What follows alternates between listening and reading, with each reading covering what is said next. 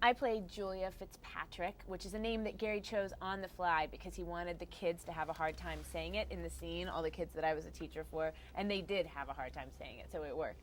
But I'm Julia Fitzpatrick, which is what he was hoping for. And I'm a school teacher, and I'm in love with love and love with Valentine's Day, and I'm in love at the beginning of the movie with the perfect guy. I've really found the one. I played Reed Bennett, and my character is a florist. And I kind of think that florists are the messengers, the modern day cupids, if you will, of love. And my character has to translate somebody's vision and put it into words or into reality. And really by passing those messages, he puts himself in a vulnerable position, because on Valentine's Day, the one day that you want to pass just good messages, he's forced to pass a message to his best friend that is not so good.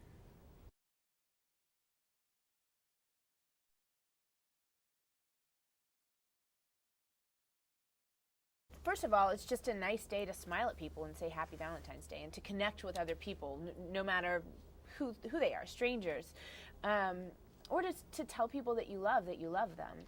But it can be a wonderful reset button for relationships if you've been in one for a long time and you get caught up in the mundane scheduling life, to stop and take stock and be sweet to each other. Yeah, I think that when you're in a relationship for a while, the advantage of Valentine's Day is really breaking those patterns. You come home from work today, and we're gonna have dinner, and we're redesigning the house, and you want pattern wallpaper. I think that a more mundane color would be better. I actually think that neutral tones are a lot more suiting for that.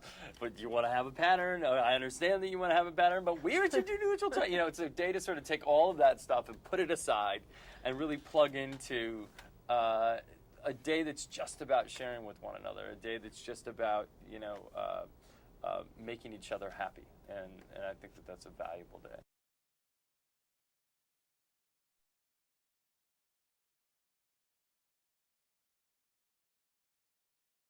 My wife and I got each other one year. We got each other a chair that seems really odd, but it's a really fantastic chair, and it has a high back, and it's sort of I don't even know what it's called, but it's like this kind of really beautiful, elegant chair, and then I won't go into the rest of it, but it was a chair.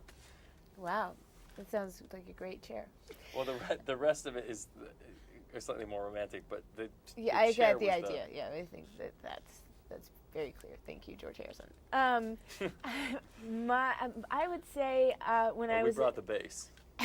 When I was a kid, my first Valentine gave me one of those friendship white rope bracelets, but then he wore it until it was frayed and gray and fell off, and that was the real romance. Yeah, I kind of think that the actual gift itself becomes nonsensical. It's what behind it, yeah. But it's what comes with it, and it's the message that comes with it. Like, you can give somebody the most simple thing in the world, but if it means something to them, then it can really affect a loving response.